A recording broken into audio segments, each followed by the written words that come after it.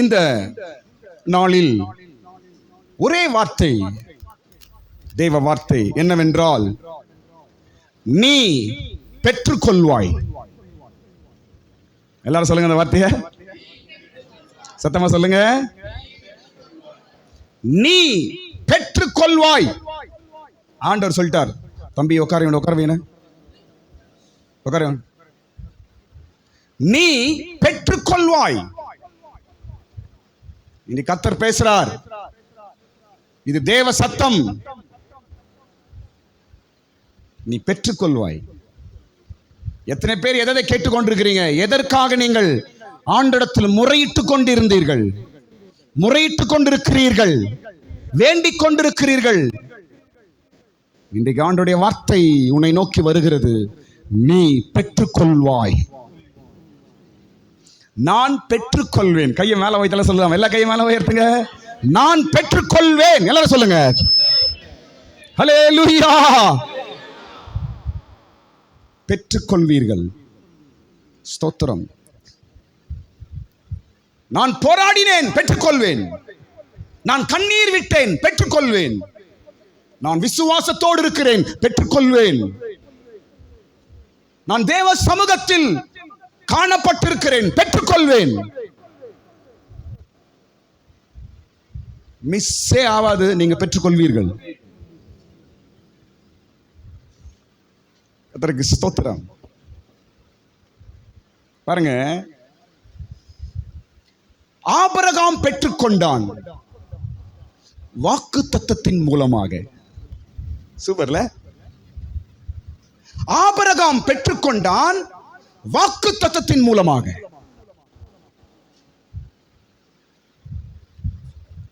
தாவீது பெற்றுக்கொண்டான் அபிஷேகத்தின் மூலமாக. சூப்பருங்க.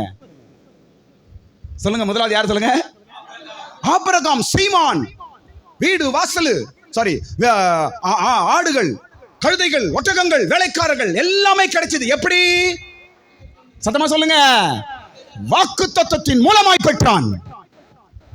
நான் சொல்றேன் பாருங்க, என்ன பாருங்க. உங்க கையில ஏதோ இருக்கிறதுனால தான் இங்க வந்து உட்காடுறீங்க. உங்க கிட்ட ஏதோ ஒன்று இருக்கிறதுனால தான் இங்க வந்து உட்கார்ந்து இருக்கிறீங்க. உங்ககிட்ட இருக்கிற ஏதோ ஒன்று, அதன் மூலமாய் கர்த்தருடைய ஆசீர்வாதம் நிச்சயமாய் பெறுவார். கையை தட்டு, கரங்களை தட்டு, இயேசுவின் நாமத்தினால.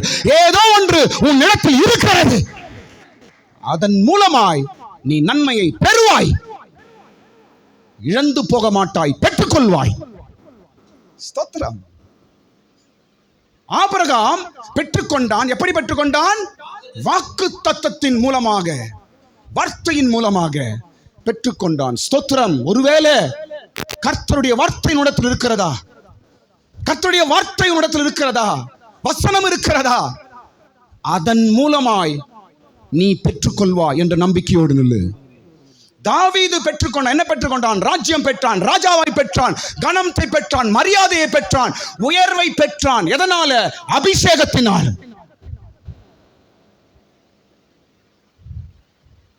உங்ககிட்ட அபிஷேகம் இருக்கிறது, உன் மேல தேவ ஆவி இருக்கிறது, அதனால் நீ பெற்றுக்கொள்வாய். ஆமென். மூன்றாவது, யோபு பெற்றுக்கொண்டான். யோபு பெற்றுக்கொண்டான். எழுது போனதை இரட்டிப்பாய் பெற்றான். எப்படி? ஜபத்தினால் பெற்றான். சூப்பருங்க. எப்படி உனக்கு மாட்டேன் கிடைக்காதுன்னு நினைக்கிறீ? நீ மாற்றம் எப்படி பெற்றுக்கொள்ளாமல் போவாய்?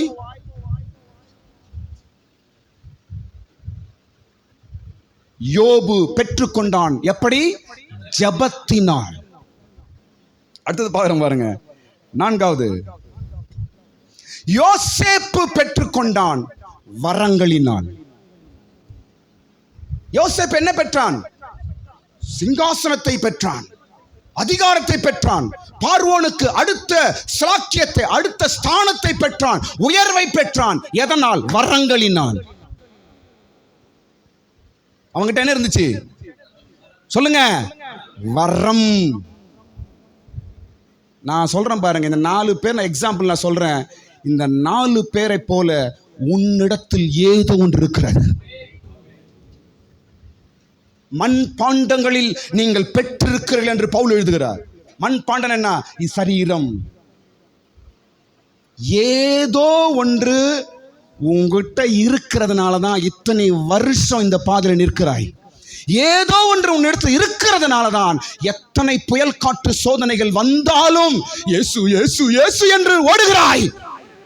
ஏதோ ஒன்று உன்னிடத்தில் இருக்கிறதுனால தான் இந்த இடத்துல வந்து நீ உட்கார்ந்து கொண்டிருக்கிறாய். ஏதோ ஒன்று உன்னிடத்தில் இருக்கிறதுனால தான் எத்தனை சோதனைகள் வந்தாலும் இன்றைக்கும் பைபிளை கையில பிடிச்சு நிற்கிறாய். நீ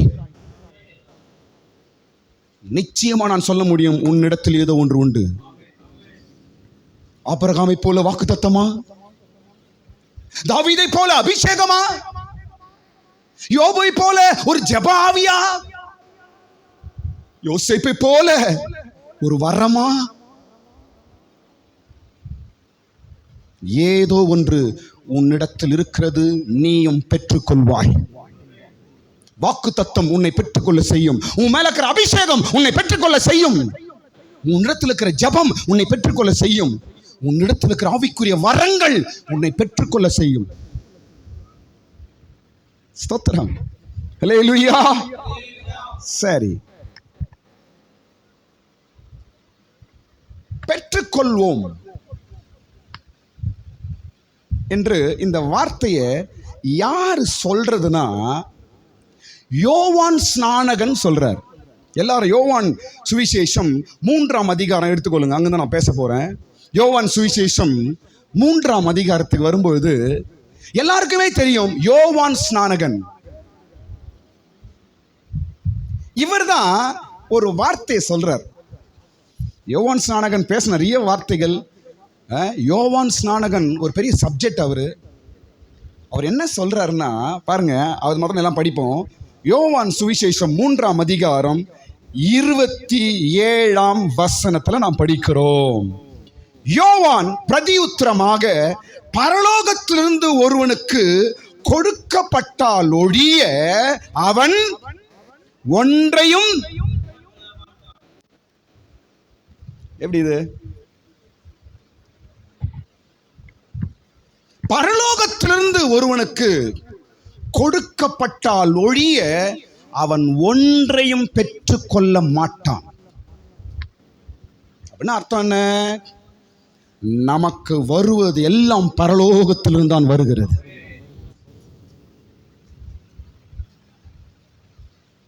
இந்த வாழ்க்கை உனக்கு பரலோகத்தில் வந்திருக்கிறது. இந்த ரட்சிப்பு உனக்கு பரலோகத்தில் வந்திருக்கிறது. இந்த சமாதானம் பரலோகத்தில் வந்திருக்கிறது. உன் பிள்ளைகள் பரலோகத்தில் கொடுக்கப்பட்டிருக்கிறது. அனுதினம் உன்னுடைய ஆகாரம், உன் தேவைகள் எல்லாம் பரலோகத்திலிருந்து அனுப்பப்பட்டிருக்கிறது. உனக்கு இப்ப இருக்கிற கன மரியாதை பரலோகத்திலிருந்து அனுப்பப்பட்டிருக்கிறது. பரலோகத்திலிருந்து வரலனா நம்ம ஒண்ணுமே வாங்கவே முடியாது. எல்லாமே எங்கிருந்து வருதுங்க? பரலோகத்திலிருந்து தான் வருகிறது. ஸ்தோத்திரம். கிறிஸ்தவனே ஸ்தோத்திரம். நீ பரலோகத்திலிருந்து தான் பெறப்போகிறாய். உன்னுடைய எல்லா காரியங்களும் உனக்கு பரலோகத்திலிருந்து தான் வரப்போகிறது. எந்த வழி நமக்கு வராதான், பரலோகம் தான் வரும். கர்த்தர் கொடுக்கவில்லை என்றால் நாம் ஒன்றையுமே பெற்றுக்கொள்ள முடியாது. நாம் பரலோகத்திலிருந்து பெற்றுக்கொள்ளக்கூடிய வழிகள் 5 நான் அப்புறமா சொல்றேன். அது நாம் எப்படி பரலோகத்திலிருந்து காரியத்தை பெற்றுக்கொள்ளுவது என்பது 5 விஷயங்கள் இருக்கிறது. நான் அப்புறமா சொல்றேன். அது ஸ்தோத்திரம். இப்ப பாருங்க, ஆண்டவர் பைபிள் என்ன சொல்றாரு? என்னை நோக்கி கூப்பிடு என்று சொல்றாரு. என்னை கேள் என்று சொல்றாரு. என் கரத்துக்கு கட்டளை கொடுங்கள் என்று சொல்லுகிறார். நிறைய விஷயம், நிறைய வசனங்கள் இருக்குது. இதெல்லாம் அர்த்தம் என்ன? என்ன கேளு, நான் தான் உனக்கு கொடுப்பேன், நான் தருவேன். எங்கிருந்து வரப்பது? பரலோகத்தில். ஸ்தோத்திரம். பரலோகத்திலிருந்து ஒருவனுக்கு கொடுக்கப்பட்டால் ஒழிய அவன் ஒன்றையுமே பெற்றுக்கொள்ள முடியாது. நாங்கள் பரலோகத்தை நம்பி இருக்கிறபடியால் எல்லாவற்றையும் பெற்றுக்கொள்வோம். நாங்கள் கையை தட்டுங்க, கரங்களை தட்டுங்க. நாங்கள் பரலோகத்தை நோக்கி கொண்டிருக்கிறவர்கள் நாங்கள், அதனால் நாங்கள் பெற்றுக்கொள்வோம். சூப்பர்ல இது. பரலோகத்தை நம்பாதவன் ஒன்றும் பெற்றுக்கொள்வதில்லை. நாங்கள் பரலோகத்தை நோக்கி பார்க்கிறபடியால் நாங்கள் எல்லாவற்றையும் பெற்றுக்கொள்வோம். ஸ்தோத்திரம். இனி உன் தேவைகள் பரலோகத்திலிருந்து வரப்போகிறது. இனி உன் காரியங்கள் பரலோகத்திலிருந்து வரப்போகிறது. பரலோகத்தில் டைரக்ட் அப்படியே விழுமா? இல்ல, அதற்குண்டான வழிகளில் கர்த்தர் கொண்டு வந்து சேர்ப்பார். வரும், நீ பெற்றுக்கொள்வாய். ஸ்தோத்திரம். முதல் வசனம் பாருங்க. என்னை நோக்கி கூப்பிடு. எரேமியா 33 அதிகாரம் 3 வசனம். உன் தேவைகளுக்கு என்ன செய்யணும்? கர்த்தரை நோக்கி கூப்பிடு, நான் உனக்கு செய்வேன் என்று சொல்றார். இரண்டாவது, என்னை கேள் என்று சொல்லுகிறார். மூன்றாவது, என்னை கேள் என்பதற்கு சங்கீதம் 2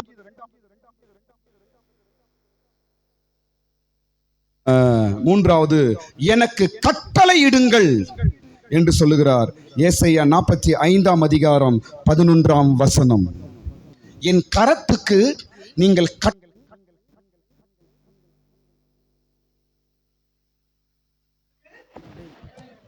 அந்த வசனம் படிங்க. ஏசாயா 45 அதிகாரம் 11 வசனத்துல போட்டுருக்கு பாருங்க. ஏசாயா 45 அதிகாரம் 11 வசனத்துல நல்ல ஒரு வார்த்தை. என் கரத்திற்கு நீங்கள் கட்டளை கொடுங்கள். அப்படின்னா என்ன? நீங்க சொல்லுங்க, நான் செய்யறேன் உங்களுக்கு. எவ்வளவு அருமையான ஒரு வார்த்தை பாத்தீங்களா?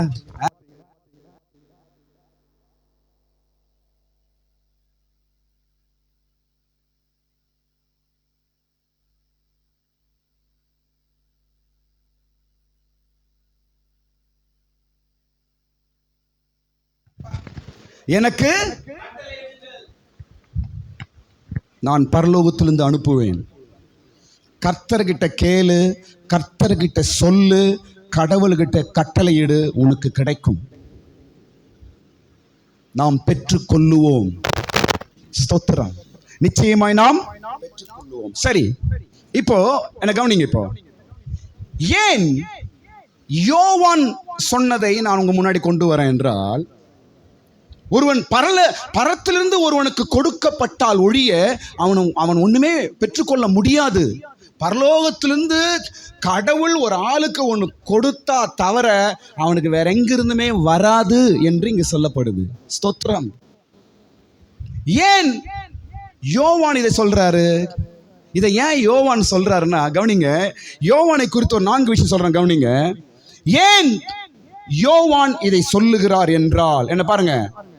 யோவான் எல்லாவற்றையும் கடவுளுக்கிட்ட டைரக்டா வாங்கினாரு. எந்த மனுஷங்கிட்டையும் போல அவர். யோவான் ஸ்நானனுக்கு பாஸ்டர் கிடையாது, சர்ச்சு கிடையாது, எந்த நடுவில் யாருமே கிடையாது. அவனுக்கு எல்லாம் டைரக்டா கடவுள் தான் அவனுக்கு. யாருக்கு? என்ன கவனிங்க. யாருக்கு? யோவான் ஸ்நானகனுக்கு. ஸ்தோத்திரம். அதனால தான் அவர் சொல்றாரு, எல்லா மனிதனும் பரலோகத்திலிருந்து தான் வாங்க வேண்டும், அங்கிருந்து தான் வரும், வேற வழி இல்லை நமக்கு என்று யோவான் அழுத்தமாய் சொல்லுகிறார். நம்பர் 1 சொல்றேன் பாருங்க. ஸ்தோத்திரம். யோவான் ஞானஸ்தானம் கொடு என்று கட்டளை தேவனிடத்தில் தான் பெற்றான். யோவான் சுவிசேஷம் 1 அதிகாரம் 33 வசனத்தில் படிக்கும்பொழுது, யோவான் சுவிசேஷம் 1 அதிகாரம் 33 வசனம் படிக்கும்பொழுது, நீ ஞானஸ்தானம் கொடு என்று யோவானுக்கு சொன்னது யாரு? முதல் அவர் தான் ஞானஸ்தானத்தை கொண்டு வராரு. இயேசுக்கு ஞானஸ்தானம் கொடுத்தது யாரு? யோவான் தான் கொடுக்கிறாரு. அப்போ இந்த ஞானஸ்தானம் கொடு என்று யோவானுக்கு சொன்னது யார்? தேவன். அப்ப டைரக்டா கர்த்தரிடத்தில் தான் அவர் பெற்றார். அதனால் தான் சொல்றாரு, உனக்கும் பரலோகத்தில் தான் வர வேண்டும் என்று சொல்லுகிறார். உன் குடும்பத்திற்கும் உன்னுடைய காரியங்களுக்கும் பரலோகத்திலிருந்து தான் வர வேண்டும், வேற எங்கிருந்தே வராது என்று சொல்றார். ஸ்தோத்திரம். அப்ப எல்லாவற்றையும் யோவான் எங்கிருந்து வாங்குறாரு? எனக்கு தேவன் சொன்னார் என்று எழுதுறாரு பாருங்க. வசனம் 1 அதிகாரம் 33. சீக்கிரம் படிங்க பாப்போம்.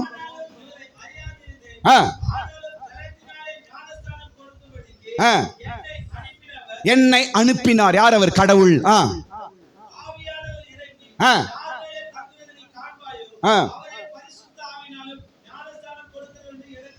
எனக்கு சொன்னார். யார் சொன்னதா அப்ப அவருக்கு? கடவுள் தான் யோவானு சொல்லியிருக்கிறார், ஞானஸ்தானம் கொடு. நீ ஞானஸ்தானத்தை கொடுக்கணும் என்று அதிகாரத்தை கடவுள்கிட்ட தான் வாங்கினாரு. அதனால தான் அழுத்தமா சொல்றாரு, எது வேணாலும் உங்களுக்கு பரலோகத்தில் தான் வரணும். கடவுள் ஒரு ஆளுக்கு கொடுக்கலன்னா அவனுக்கு எங்குமே கிடைக்காது என்று யோவான் தைரியமாய் சொல்லுகிறார். அல்லேலூயா, ஸ்தோத்திரம். ரெண்டாவது இன்னொரு காரியம் சொல்றேன் பாருங்க. யோவான் ஸ்நானகன் ஞானஸ்நானம் எடுத்தாரா?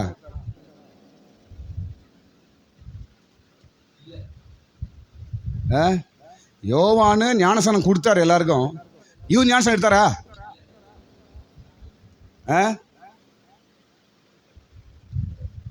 யோவான் இயேசுவின் கையினால ஞானஸ்தானம் எடுத்திருக்க கூடும்.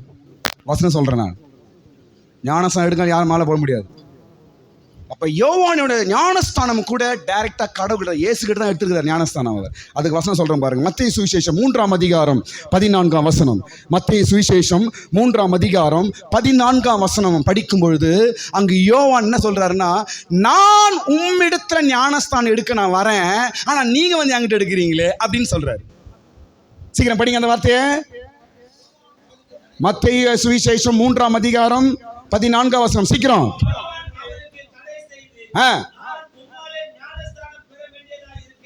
வெயிட். நான் உம்மிடத்துல ஞானஸ்தானம் எடுக்க வரேன் அப்படின்னு சொல்றாரு. அப்படிதானே? என்ன சொல்றாருங்க அங்க?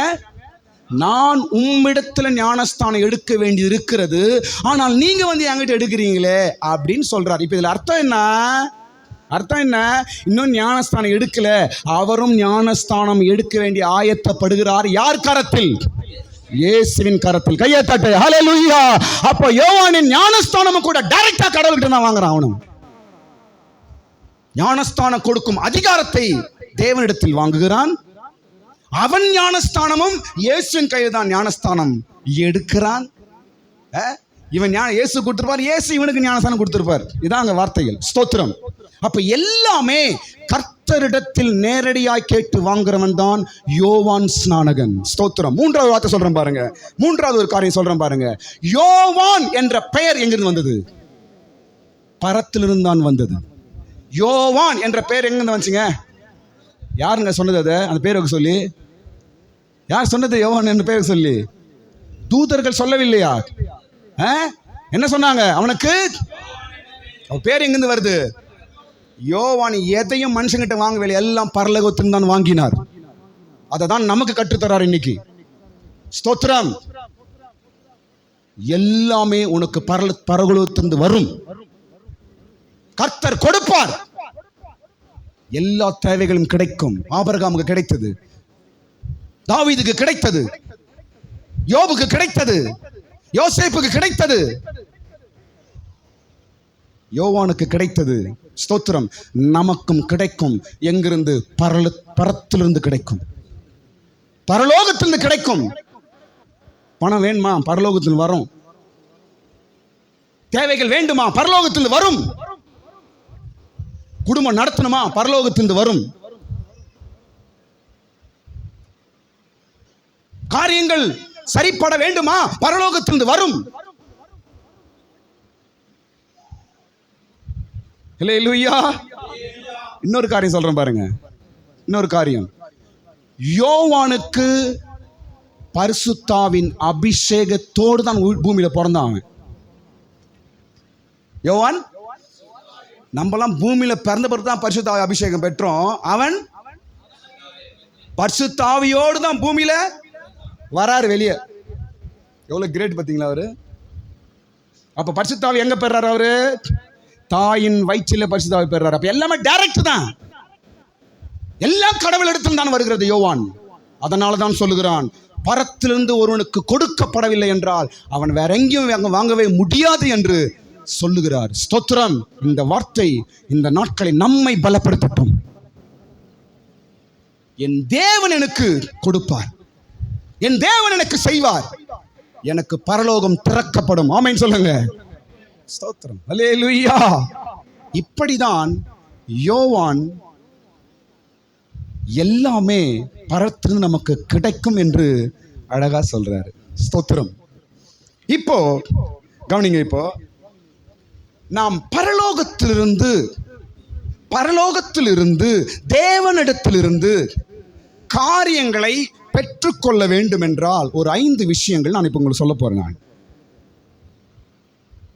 எப்படி நான் கடவுளிடத்திலிருந்து பெற்றுக்கொள்வது? ஏனென்றால் வேதம் சொல்லுகிறது, பரத்திலிருந்து உனக்கு கொடுக்கப்பட்டால் ஒழிய வேற எங்கிருந்து உனக்கு வராது. என்ன பாருங்க, பரலோகத்திலிருந்து கொடுக்கலனா வேற எங்கிருந்தும் உனக்கு வராது அப்படின்னா நம்ம எங்க பார்க்கணும்? நான் சொல்றது புரியுதா உங்களுக்கு? பரலோகத்திலிருந்து வரலனா வேற எங்கிருந்தும் உங்களுக்கு வராது. அப்ப நீ எங்க பார்க்கணும்?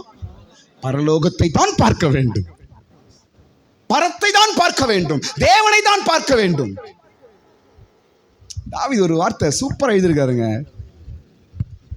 வேலைக்காரன் எஜமானின் கரத்தை நோக்குவது போல, ஒரு வேலைக்காரி எஜமாட்டியோட கையை பார்த்துட்டே இருக்கிறது போல நான் உம்முடைய கரத்தை நோக்குகிறேன்.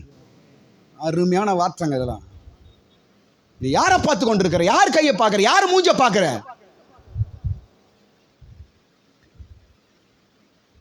ஒருத்தன் கையும் பார்க்காத. உனக்கு சகலமும் பரலோகத்திலிருந்து வரும்.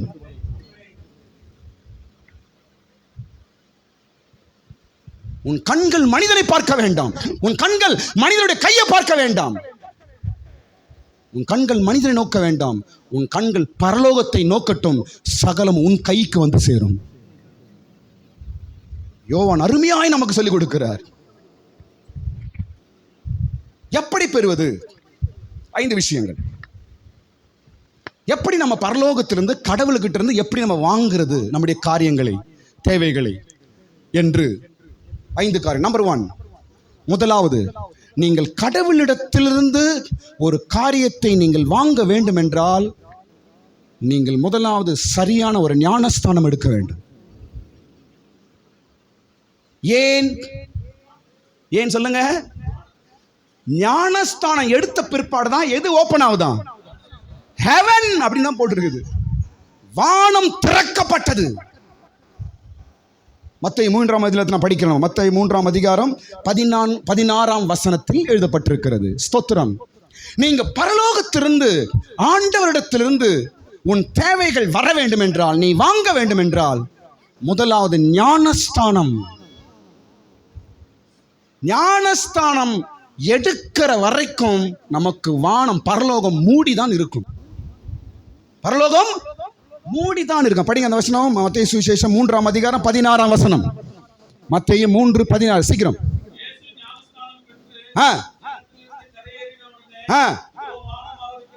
வானம் திறக்கப்பட்டது. எல்லாரும் சொல்லுங்க இந்த வார்த்தையே. எல்லாரும் சொல்லுங்க. வானம் திறக்கும். எதுக்கு? நமக்கு கொடுக்கும்படி, நமக்கு ஹெல்ப் பண்றதுக்காக, நமக்கு கை நீட்டும்படிக்கு, நமக்கு எல்லா தேவைகளும் வானத்திலிருந்து வரும்படிக்கு கடவுள் வானத்தை திறக்கிறார். எப்போ? ஞானஸ்தானம். ஸ்தோத்திரம். சரியான ஞானஸ்தானம் எடுக்கணும். ஞானஸ்தானம் எடுத்தவங்க எல்லாருக்கும் திருப்திக்கு தான் மனசுல, நான் எடுத்த ஞானஸ்தானம் கரெக்ட் தான் அப்படின்னு நல்ல திருப்தி இருந்தால் தான் உங்க ஞானஸ்தானம் சரின்னு என்று அர்த்தம். ஞானஸ்தானம் அது திருப்தி இல்லாமல் உன் மைண்டில் ரிப்பீட் ஆகிட்டே இருக்குதுன்னா நீ எடுத்த ஞானஸ்தானம் சரியில்லை என்று அர்த்தம். சரியான ஞானஸ்தானத்தை மறுபடியும் எடுக்கலாம், தப்பு ஒன்றும் கிடையாது. சில குறைகள் என்ன பாருங்க, சில மாற்றங்கள், சில முன்னேற்றங்கள், இன்னும் என் வாழ்க்கையில் நான் எதிர்பார்க்கிற பக்தி வரவில்லை என்றால் உன் ஞானஸ்தானம் எங்கேயோ மிஸ்டேக் இருக்குது.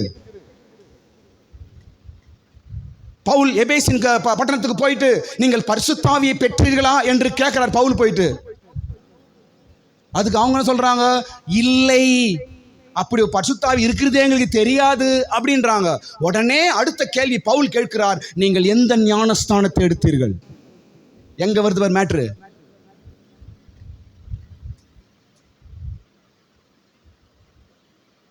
நாங்கள் யோவான் ஞானஸ்தானம் எடுத்தோம். மறுபடியும் பவுல் அவர்களுக்கு ஞானஸ்தானத்தை கொடுக்கிறார். அதன் பிற்பாடு பரிசுத்த ஆவியின் அபிஷேகத்தை நிறைவாய் பெறுகிறார்கள். நான் சொல்றேன் பாருங்க, வானத்திலிருந்து கடவுளிடத்திலிருந்து ஆசீர்வாதம் நன்மைகள் உன்னை பெற வேண்டும் என்றால் உன் ஞானஸ்தானத்தில் நீ திருப்தியா இருக்கணும், கரெக்டா இருக்கணும்.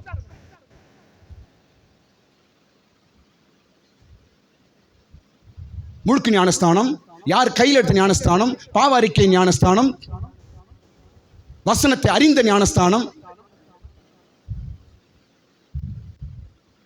பரிசுத்தாவின் அபிஷேகத்தை விசுவாசிக்கிற ஞானஸ்தானம், பல காரியங்கள் உண்டு. ஸ்தோத்திரம். கடவுளிடத்திலிருந்து நீங்கள் நன்மையை, ஆசீர்வாதத்தை, எதையும் நீங்கள் கேட்டு பெற வேண்டும் என்றால் முதல் படி உங்க ஞானஸ்தானம் சரிப்படுத்த வேண்டும். நம்பர் 1. நம்பர் 2, இரண்டாவது காரியம். ஏன் என்று சொல்றேன்னா, இங்க யோவான் இங்க பேசுற சப்ஜெக்ட் எதை பத்தி அவங்க பேசுறாங்க? ஞானஸ்தானம் என்ற காரியம் வர்றதுனால தான் நான் இங்க சொல்றேன். நான் யோவான் சுவிசேஷம் 3ஆம் அதிகாரத்தில் அங்கு யோவான் இந்த விஷயத்தை பேசும்போது எதை பத்தி பேசுறாங்க? அவங்க ஞானஸ்தானத்தை பத்தி தான். ஜனங்க தண்ணீர் அதிகமாக மிகுதியாக இருந்ததனால் யோவான் அங்கே ஞானஸ்தானம் கொடுக்கிறார் என்று அங்கே அந்த விஷயம்லாம் பேசுறாங்க. ஸ்தோத்திரம். அப்ப யோவானின் சில கருத்துக்கள் தான் இந்த 5 காரியங்கள் நான் சொல்றேன் உங்களுக்கு. ஸ்தோத்திரம். இரண்டாவது காரியம், நாம் தேவனிடத்திலிருந்து பெற்றுக்கொள்ள இரண்டாவது வழி எப்படி நாம் பரலோகத்திலிருந்து கேட்டு வாங்குவது என்றால், கவனிங்க பாருங்க, போராமையோ வாக்குவாதமோ உனக்கு இருக்கக்கூடாது. அப்பதான் நீ கடவுள்கிட்ட இருந்து கேட்டு வாங்க முடியும். அப்பதான் உனக்கு பரலோகத்திலிருந்து கொடுக்கப்படும். போராமையோ, அடுத்து சொல்லுங்க, போராமையோ, ரெண்டாவது வாக்குவாதம், ரெண்டும் இருக்கக்கூடாது. போராம புடிச்சிக்கிறவனுக்கு பரலோகத்தின் கடவுள் எதுவுமே கொடுக்க மாட்டார். அவனுக்கு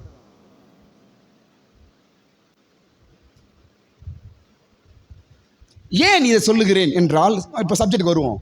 யோவான் சுவிசேஷம் 3ஆம் அதிகாரம், யோவான் சுவிசேஷம் 3ஆம் அதிகாரம் வரும்பொழுது 25 26 வசனம் படிக்கும் பொழுது அங்க வாக்குவாதம் என்று ஒரு வார்த்தை சொல்லப்படுகிறது. அடுத்தது யோவான் கிட்ட வந்து இவங்க சொல்றாங்க, ஐயா அவங்க ஒருத்தர் இருக்கிறார் ஐயா, உன்னை போல ஞானஸ்தானம் கொடுக்குறாரு ஐயா, அவரு கூட ஜனங்களாம் அவர்கிட்ட போறாங்க ஐயா அப்படின்னு யூதர்கள் யாருக்கிட்ட சொல்றாங்க? யோவான் கிட்ட சொல்றாங்க. அப்ப உடனே அவருக்கு என்ன வந்திருக்கணும்? அவருக்கு? ஆனால் இது ரெண்டும் யோவான் இடத்தில் இல்லை. அதனால் அவர் சொல்ற கருத்துக்கள் முக்கியம். வாக்குவாதமும் இல்லை, ரெண்டாவது அவர்கிட்ட என்ன இல்லை? போராமையும் இல்லை. அப்படியா? அடப்பாவி, இப்போ வந்தான் பாவன். நான் எவ்வளவு காலமா இங்க இருக்கிறேன், என் பின்னாடி வந்தான், எனக்கு ஜூனியர் அவன் அப்படின்னு சொல்லியிருக்கணும். யாரு? யோவான் சீனியரா, ஏசு சீனியரா? ஏசு ஜூனியர், யோவானு சீனியர். ஆனாலும் யோவானுக்குள்ள என்ன இல்லை? போராமை இல்லை, வாக்குவாதம் இல்லை. ஸ்தோத்திரம். அதுக்கு அடுத்த வசனம் தான் பேசுறார். ஒருவனுக்கு பரலோகத்திலிருந்து கொடுக்கப்படவில்லை என்றால் அடுத்த வசனம் தான் யோவான் வராங்க. என்ன பாருங்க, நீங்க கர்த்தரிடத்தில் கேட்டு வாங்குறவர்களா இருக்க வேண்டும் என்றால் யாரை பார்த்து நீங்க போராமப்படக்கூடாது, யாருக்கிட்டையும் வாக்குவாதம் பண்ணக்கூடாது, போட்டியும் பொறாமையும் இருக்கவே கூடாது. அப்படி இருந்தா நம்ம கடவுளுக்கிட்ட இருந்து ஒண்ணுமே வாங்க முடியாது, ஒன்றுமே வாங்க முடியாது.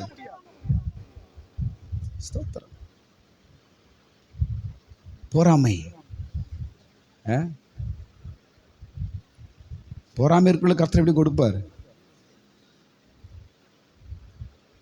ஸ்தோத்திரம்.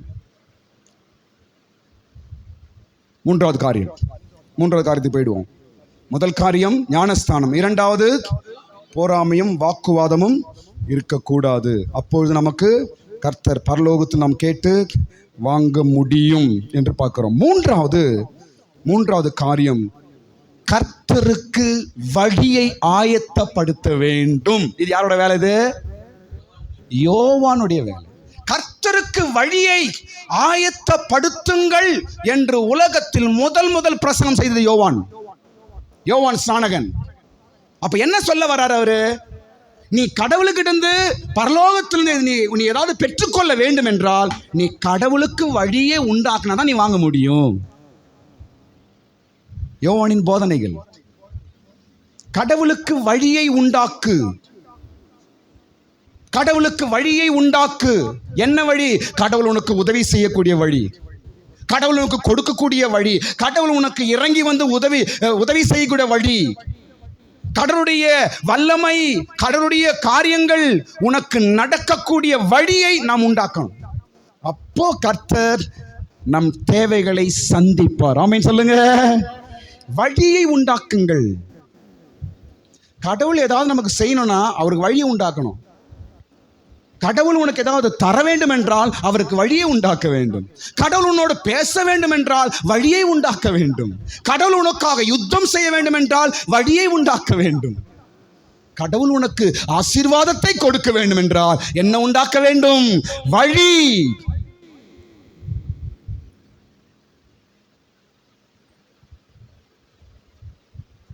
நம் வழியை உண்டாக்குவோம் என்றால் கர்த்தர் அழகா டீசெண்டா வந்து நம்ம பிளஸ் பண்ணிட்டு போயிட்டே இருப்பார். வழிகளெல்லாம் நம்ம அடைத்து வைத்திருந்தால் எந்த கடவுளுக்கு உதவி செய்வார்? அதான் யோவான் எழுதுகிறார், பள்ளங்கள் எல்லாம் உயர்த்தப்பட வேண்டும், பர்வதங்கள் எல்லாம் தாழ்த்தப்பட வேண்டும், கரடு முரடுகள் எல்லாம் சரிப்படுத்த வேண்டும், கோணலானவைகள் எல்லாம் செவ்வையாக, இதெல்லாம் சரி பண்ணு. நிச்சயமாய் கடவுள் உனக்கு பரலோகத்திலிருந்து அனுப்புவார், நன்மைகளை அனுப்புவார். நீ வழியை ஆயத்தப்படுத்து, வழியை சரி பண்ணு. என்னென்ன கரடு முரடுகள் சரி பண்ணு, கோணலானவைகளை சரி பண்ணு, உயர்ந்த மேடுகளை தாழ்த்து. வழியை உண்டாக்கும் போது நாம் கர்த்தரிடத்தில் கேட்டு வாங்க முடியும். கர்த்தர் செய்வார், அனுப்புவார். ஸ்தோத்திரம். வழியெல்லாம் கோணலா வச்சுட்டு, வழியே இல்லாம எல்லாத்தையும் மூடி வச்சுட்டு, வழியெல்லாம் முள்ளும் பொதாருமா கல்லும் முள்ளுமா வச்சா ஆண்டவரே ஆண்டவரே எந்த ஆண்டவர் வருவாரு? எந்த ஆண்டவர் உனக்கு உதவி செய்வாரு? எந்த ஆண்டவர் உனக்கு கை கொடுப்பாரு? உயர்ந்த மலைகள், மேடு மேடு மேடு போல இருக்குது, யார் வர முடியும்? மேடு என்று பெருமை, ஊர்பட்ட அகங்காரம், ஊர்பட்ட பெருமை, ஊர்பட்ட திமிரு எல்லாம் உள்ள வச்சுட்டு ஆண்டவரே ஆண்டவரே, எந்த ஆண்டவர் வரமாட்டாரு. எந்த பரலோகம் உனக்கு கை கொடுக்காது. உனக்கு நீ வழியை உண்டாக்கு, உன்னை தாழ்த்து, உனக்குள்ள இருக்கிற கரடு முரடுகள்லாம் எடுத்து போடு, கோணலான வழிகள்லாம் சரி பண்ணு. ஆண்டவரே ஆண்டவரே என்று தாழ்த்தி ஆண்டவரிடத்தில் நீ சொல்லுவாய் என்றால் வழிகள் செவ்வையாக்கப்படும் போது கர்த்தர் உங்களுக்கு நன்மைகளை நிச்சயமாய் கொடுப்பார். ஆமென் சொல்லுங்க. ஹல்லேலூயா. ஸ்தோத்திரம். அடுத்த காரியம், நான்காவது காரியம், நாம் கடவுளிடத்திலிருந்து பரலோகத்திலிருந்து பெற்றுக்கொள்ளக்கூடிய வழி. நான்காவது பாருங்க, சூப்பர். நான்காவது வார்த்தை, நம்மை குறித்த தேவ வார்த்தையை நாம் தெளிவாய் அறிந்தவர்களாய் இருக்க வேண்டும். மறுபடியும் சொல்றேன், கவனிங்க. நம்மை குறித்த தேவ வார்த்தையை நாம் தெளிவாய் அறிந்திருக்க வேண்டும். உன்னை குறித்தும் குடும்பத்தை குறித்தும் கர்த்தர் என்ன பேசுறாரு, என்ன சொல்றாரு, என்ன திட்டம் வச்சிருக்கிறாரு என்பதை நீ நல்லா புரிஞ்சு இருந்தாதான் நீ கடவுள்கிட்ட இருந்து வாங்க முடியும். வசனம் எங்க படிக்கிறோம் என்றால் யோவான் சுவிசேஷம் 1ஆம் அதிகாரம் 23ஆம் வசனம். யோவான் சுவிசேஷம் 1ஆம் அதிகாரம் 23ஆம் வசனம் படிக்கும் பொழுது அங்கு யோவான் சொல்லுகிறார், தன்னை குறித்து சொல்லப்பட்டதை யோவான் நல்லா புரிஞ்சிருக்கிறார். தன்னை குறித்து என்ன சொல்லப்பட்டது, கடவுள வார்த்தை, என்னை குறித்து கடவுளுடைய திட்டம் என்ன என்பதை யோவான் நல்லா தெரிஞ்சு இருக்கிறார். 1ஆம் அதிகாரம் 23ஆம் வசனம் படிங்க பார்ப்போம்.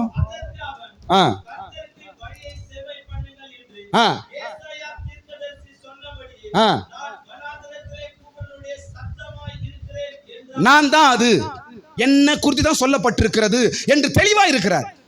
எந்த கன்ஃபியூஸ் இல்லை அவருக்கு. உங்களை குறித்து, உங்க குடும்பத்தை குறித்து கர்த்தர் என்ன சொல்லியிருக்கிறார், என்ன பேசுறார், உங்க குடும்பத்தை குறித்து கர்த்தர் என்ன பிளான் வச்சிரு, என்ன சொல்றாரு என்ற ஒரு தெளிவு நமக்கு இருக்குதா? நமக்கு அப்படி ஒரு அறிவு இருக்குதா? என்னன்னே தெரியாது என்று இருந்தால் நாம் கடவுளிடத்தில் எப்படி நாம் வாங்க முடியும்? எப்படி பரலோகத்தில் நமக்கு கொடுக்கப்பட முடியும்? எத்தனையோ நூற்றாண்டுகளுக்கு முன்பாக என்னை குறித்து தான் சொல்லப்பட்டிருக்கிறது என்று யோவான் தெளிவா சொல்றார். நான் தான் அது, என்னை பத்தி தான் சொல்லப்படுது, எனக்கு சொல்லப்பட்ட வார்த்தை தான் என்று தெளிவா இருக்கிறார். ஸ்தோத்திரம். பாருங்க, நம்மை குறித்தும் குடும்பத்தை குறித்தும் கர்த்தர் என்ன பேசுறாரு, கர்த்தர் என்ன திட்டம் வச்சிருக்கிறாரு. நானும் என் பிள்ளைகளும், நான் என் குடும்பம் எப்படி இருக்க வேண்டும், நான் என் குடும்பம் எப்படி இருக்கணும்னு கர்த்தர் எதிர்பார்க்கிறாரு. என் குடும்பத்தை குறித்து கர்த்தர் என்ன என்ன திட்டம் வச்சிருக்கிறாரு, என்ன நினைக்கிறாரு என்பதை நிச்சயமாக நீங்கள் அறிந்துதான் இருக்க வேண்டும். இல்லைனா கண்ணை கட்டி காட்டில் விட்டது மாதிரி தான் உங்களுது. எப்படி நாம் கர்த்தரிடத்தில் கேட்டு வாங்க முடியும், எப்படி பரத்தில் நமக்கு கொடுக்கப்பட முடியும்? அல்லேலூயா. கடைசி காரியம், ஐந்தாவது காரியம்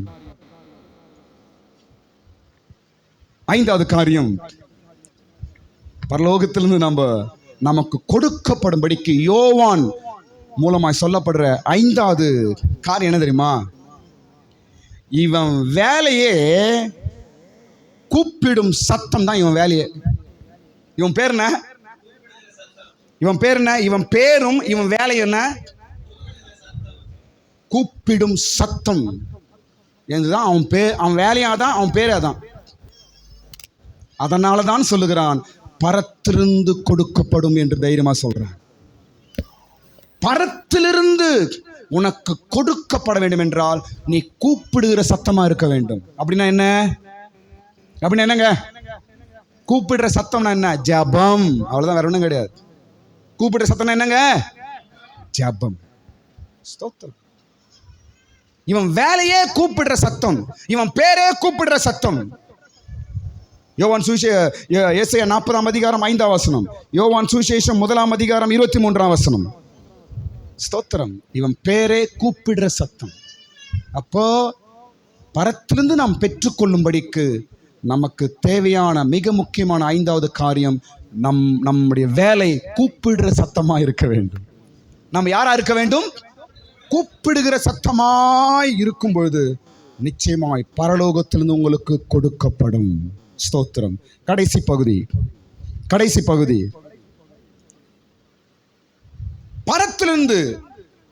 பரத்திலிருந்து பரலோகத்திலிருந்து வருகிற காரியம் எப்படி இருக்கும்? ரெண்டே விஷயம் சொல்லி நான் முடிச்சிடுறேன். நீங்கள் கடவுளிடத்திலிருந்து கேட்டு வாங்கிறது எப்படி இருக்கும்? கடவுளிடத்திலிருந்து நீங்கள் பெற்றுக்கொள்வது எப்படி இருக்கும்? கடவுளிடத்திலிருந்து உங்களுக்கு கொடுக்கப்படுகிற காரியம் அது எப்படி இருக்கும்? ரெண்டு விஷயம். முதல் காரியம், எல்லாவற்றை காட்டிலும் அது மேன்மையா இருக்கும். 31ஆம் வசனம், 3ஆம் அதிகாரம் 31ஆம் வசனம். யோவான் சுவிசேஷம் 3ஆம் அதிகாரம் 31ஆம் வசனத்தை படிக்கும் பொழுது படிங்க. பரலோகத்திலிருந்து வருகிறவர் எல்லாரிலும் மேலானவர். என்ன பாருங்களேன், நீங்க தேடுறது, நீங்க ஆசைப்படுறது, நீங்க பிரயாசப்படுறது ஒரு பக்கத்துல இருக்கட்டும், ஆனால் கடவுள் இடத்துல கேட்டு வாங்கிறது இல்லைன்னா கடவுள் உங்களுக்கு கொடுக்கிறது மிக மிக பெஸ்டா இருக்கும். இதுதான் நம்ம தேடி பிடிக்கிறதுக்கும் கடவுள் கொடுக்கறதுக்கும் வித்தியாசம். இதுதான். பரத்திலிருந்து வருவது எல்லாவற்றை காட்டிலும் மேன்மையாயிருக்கும். நீங்கள் கடவுளுக்கிட்ட இருந்து கேட்டு வாங்குற ஒரு வேலையா இருக்கட்டும், மேன்மையா, எல்லாவற்றிலும் மேன்மையா இருக்கும். கடவுளுக்கிட்ட இருந்து கேட்டு வாங்குற ஒரு வீடு, ஒரு பொருளா இருக்கட்டும், எல்லாவற்றை காட்டிலும் மேன்மையா இருக்கும். இதாங்க உண்மை. அப்போ சமுதாயத்தில் நீங்கள் வாழ்கிற இடத்துல எல்லார காட்டிலும் நான் ஸ்பெஷலாக இருக்கணும், எல்லார காட்டிலும் நான் ஒரு ஸ்பெஷலாக நான் இருக்கணும்னு நினச்சா நீங்கள் கடவுள்கிட்ட கேட்டு வாங்கணும். அப்போ நீங்கள் விசேஷமாக இருப்பீர்கள். ஆமென் சொல்லுங்க. ஹல்லேலூயா. விசேஷமாக இருப்பீர்கள். ஸ்தோத்திரம். அதான் கடவுள் கொடுக்கறதுக்கும் நம்ம தேடி போகிறதுக்கும் வித்தியாசம். அதுதான். வெரி பெஸ்ட் அதான் கடவுள் கொடுப்பார். பொருளா இருக்கட்டும், மனுஷனா இருக்கட்டும், வீடா இருக்கட்டும், வேலையா இருக்கட்டும், பொருளா இருக்கட்டும், உன் எதிர்காலமா இருக்கட்டும், எதுவா இருக்கட்டும், எனக்கு கர்த்தர் எனக்கு தருவார். கர்த்தரிடத்தில் நான் கேட்கிறேன், இது கர்த்தருடையது ஆண்டவரே என்று ஆண்டவருடைய சமூகத்தில் நீ கேட்டு வாங்குற எந்த காரியமா இருக்கும் வெரி வெரி பெஸ்டா இருக்கும். கையை தட்டுங்க, கரங்களை தட்டுங்க. அப்படியான காரியத்தை தான் கர்த்தர் நமக்கு தருவார். ஸ்தோத்திரம். பாருங்க, மனுஷன் உலகத்துல அவன் வாங்குற பொருளா இருக்கட்டும், நீங்கள் ஜெபத்தினால கடவுள்கிட்டத்தில் கேட்டு வாங்குற பொருளா இருக்கட்டும், நிறைய பொருள் ஒரே பொருளாக தான் இருக்கும், ஆனால் வித்தியாசங்கள் அநேகம் உண்டு.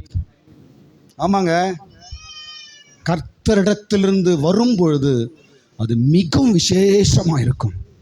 ஸ்தோத்திரம். வரும் நாட்களிலே கர்த்தர் எங்களுக்கு விசேஷமானதை கொடுத்து எங்களை விசேஷமானவர்களாய் மாற்றுவாராக. கரங்களை மேல உயர்த்துங்க. விசேஷமானதை கர்த்தர் உங்களுக்கு கொடுப்பார். ஸ்பெஷலாய் கர்த்தர் உங்களுக்கு தருவார், நிச்சயமாய் தருவார். ஏன் நான் நம்புறேன் என்றால், நான் மனுஷனிடத்தில் அல்ல, பரலோகத்திலிருந்து நாங்கள் கேட்கிறோம். எங்களுக்கு பரலோகத்திலிருந்து வரும், வானத்திலிருந்து கொடுக்கப்படும், பரலோகத்திலிருந்து எங்களுக்கு கொடுக்கப்படும். கர்த்தர் எங்களோடு கூட இருக்கிறார். அல்லேலூயா. அடுத்தது பாருங்க, கர்த்தரிடத்திலிருந்து வருவது. இன்னொரு ஒரே விஷயம் நான் சொல்லி முடிச்சிடுறேன். கடவுளிடத்திலிருந்து வருவது எப்படி இருக்கும்? இப்போ நான் என்ன பார்த்தோம்? வெரி பெஸ்டா இருக்கும். முதல்ல நான் பார்த்தாச்சு. ரெண்டாவது எப்படி இருக்கணும்னா, எப்படி இருக்கும் என்றால், அது பெருகும். என்ன? அது பெருகும்.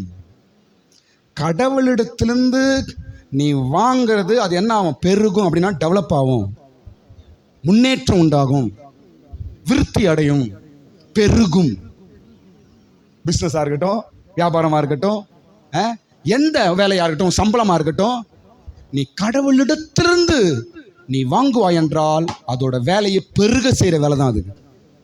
அப்படியே பெருகி கொண்டே போகும். ஸ்தோத்திரம். அடுத்தது இன்னொரு காரியம், கடவுளிடத்திலிருந்து வருவது அது ஜெயிக்கும். இது நான் வசனம் சொல்றேன். கடவுளிடத்தில் வருவது என்ன செய்யும்? சுத்தமா சொல்லுங்க. ஜெயிக்கும். சத்துருவை ஜெயிக்கும், விரோதிகளை ஜெயிக்கும், தடைகளை ஜெயிக்கும், போராட்டங்களை ஜெயிக்கும், பல தோல்விகள் வந்தாலும் ஜெயிக்கும், மனுஷர்களை ஜெயிக்கும். அது அதான் கடவுளிடத்திலிருந்து வருவது. நீ கடவுள்கிட்ட இருந்து ஒரு காரியத்தை நீ வாங்குகிறாய் என்றால், கடவுள் உனக்கு பரலோகத்திலிருந்து உனக்கு ஒரு காரியத்தை தருகிறார் என்றால், அது ஒருபோதும் தோற்று நிற்காது, அது ஜெயித்து நிற்கும். ஆமாங்க, இதுக்கு வசனம் சொல்றேன் பாருங்க. ஆதியாகமம் 24ஆம் அதிகாரம் 50ஆம் வசனத்துல 50ஆம் வசனத்திலும் 60ஆம் வசனத்திலும் இந்த விஷயம் எழுதப்பட்டிருக்கிறது. ஆதியாகமம் 24ஆம் அதிகாரம் 50ஆம் வசனத்துல என்ன சொல்லப்படுது? இது கர்த்தரால் வந்தது. இந்த காரியம் கர்த்தரால் வந்தது என்று சொல்ற அந்த வார்த்தை, அந்த வார்த்தை என்ன செய்து? பெருக்கம் செய்கிறது, ஜெயிக்க செய்கிறது. 60ஆம் வசனத்துல அந்த காரியம் என்ன செய்யுமா? பெருகும். ரெண்டாவது ஜெயிக்கும். சொல்லுங்க, பெருகும். சொல்லுங்க, ரெண்டாவது ஜெயிக்கும். அதான் கர்த்தரால் வந்தது. ரெபெக்கா குறித்து சொல்லப்படுது. ஸ்தோத்திரம். அப்ப கர்த்தரிடத்திலிருந்து நமக்கு கொடுக்கப்படுற காரியம் விசேஷமா இருக்கும், அது பெருக்கமாய் உண்டா, பெருகும். மூன்றாவது அது ஜெயிக்கும். இதாங்க கடவுளிலிருந்து வர்றது. ஸ்தோத்திரம். இந்த நாட்களில் கர்த்தர் எங்களுக்கு பரலோகத்திலிருந்து அனுப்பி தருவாராக. எல்லாரும் கண்களை மூடுங்க, ஜெபம் பண்ணி முடிப்போம். ஸ்தோத்திரம். நீ பெற்றுக்கொள்வாய், நீ பெற்றுக்கொள்வாய். பரலோகத்தை நம்பி இருக்கிற நீ பெற்றுக்கொள்வாய். பரலோகத்தை நோக்கி கொண்டிருக்கிற நீ பெற்றுக்கொள்வாய். நாங்கள் மனிதனுடைய கரத்தை பார்ப்பதில்லை, மனிதனை சகாயத்தை தேடுவதில்லை. நாங்கள் பரலோகத்தின் தேவனை நோக்கி பார்க்கிறோம். நாங்கள் பெற்றுக்கொள்வோம். எல்லாம் கரங்களை மேல உயர்த்துங்க, கையை மேல உயர்த்துங்க.